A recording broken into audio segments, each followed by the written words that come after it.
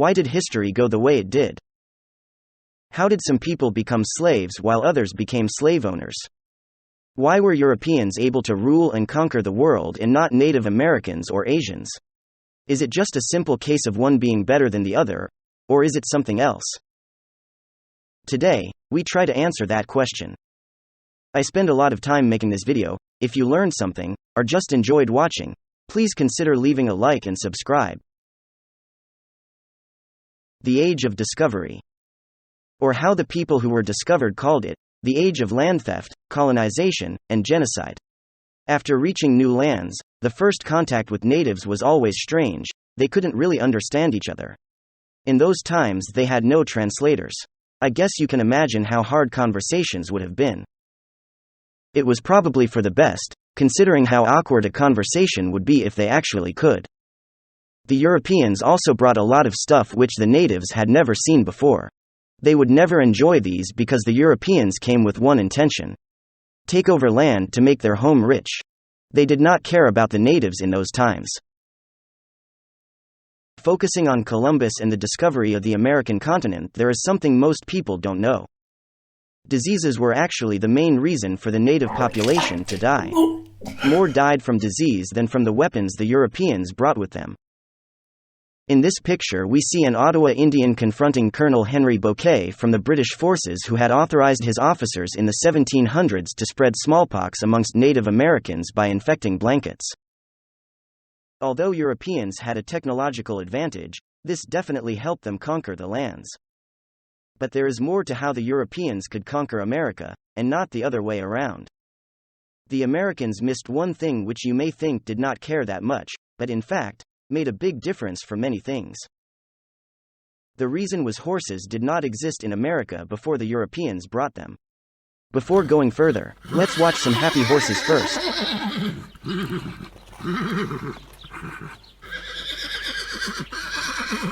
Let's go further. The natives did have llamas, but they could not use those for riding. You can't drink its milk, and you can't use them for a plow on the farms. I much rather have a horse, a cow, a donkey, or a sheep.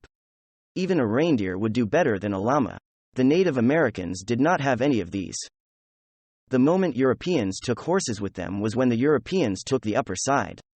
The natives had no chance against the guns and horses the Europeans brought. Imagine standing with an army 5 times as big, all with spears and bows, but still facing heavy loss because the enemy brings guns and horses which the natives simply did not have. So this was America, but what about the Africans? Why did they not try to take over Europe? A safari can be a great experience when driving a Land Rover with the windows closed. If you take a walk in most of Africa, it's another story. Hyenas, lions, crocodiles, snakes, hippopotamus, and African elephants. And do not think elephants are not dangerous. With more than 7,000 kilograms they crush a human without a doubt. Even these days elephants kill more than 500 each year, which is very much considering Africa life is getting more urbanized each year. It is way easier farming and making weapons when there are no deadly animals waiting for their prey. But one had to be the most deadly.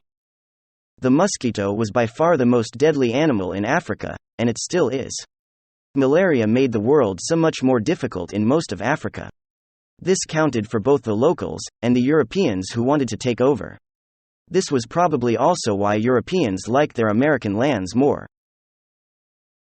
The reason many sit and watch this video today is because their ancestors had sex and reproduced before reality hits them. A lot of them were not so lucky. Imagine being an Incan living around 400 years ago. You were just helping your tribe out with their daily tasks when suddenly apocalypse hits. Everyone is either dead or deadly sick, and even the king cannot be saved. This then results in a civil war which took the life of even more of the remaining healthy population. Just when you think it is all over, you see some people wearing strange clothing on top of the hill. Conquering the remaining population wasn't that hard for the Europeans, in most cases because Africans were already weakened badly by their own environment. Every country has its own story. Let's go all the way east now, where 1,000 years ago the first people found New Zealand. Most of them said, "Wow, this looks dope, let's stay here." While some others didn't think they were isolated enough, so they went even further away. This made many travel further to what we call the Chatham Islands now. I know, it is really isolated. The people living in New Zealand were called the Maori, while the ones on the Chatham Islands were called the Moriori. The Maori's territory was bigger and had more resources, which made them develop farms that brought enough food which sustained craftsmen, soldiers, and chiefs. Basically, they created some kind of political system while the Moriori stick to the basics with no means to evolve. They learned to get along with each other on their small cold island and just did not believe in conflict as a concept. Centuries went by. Without any contact between both the Maori and Moriori, both lived their own lives. Until, one day in 1835, Australian sailors brought news to the Maori about the Moriori living peacefully without weapons. This made the Maori invest to sail to the Moriori. When they arrived, the Moriori told them they were welcome but did not want any conflict. The Maori had other plans and slaughtered them. Some were taken as slaves. No peaceful end for those peace-loving people. But all this still does not show why Europe pulled the chains. Where was Asia? Well, they failed. There was no internet back in those days, but if you go back 1,000 years, Asia was the number one. Europe had to be happy with too. Since the fall of the Roman Empire, Europe entered the Dark Ages while Asia became the most prosperous continent on Earth. So what happened in Asia? China had two large rivers connected to canals. It had no geographical barriers, which meant lots of people, lots of food, and easy safe transport. Because of this, China was almost always unified.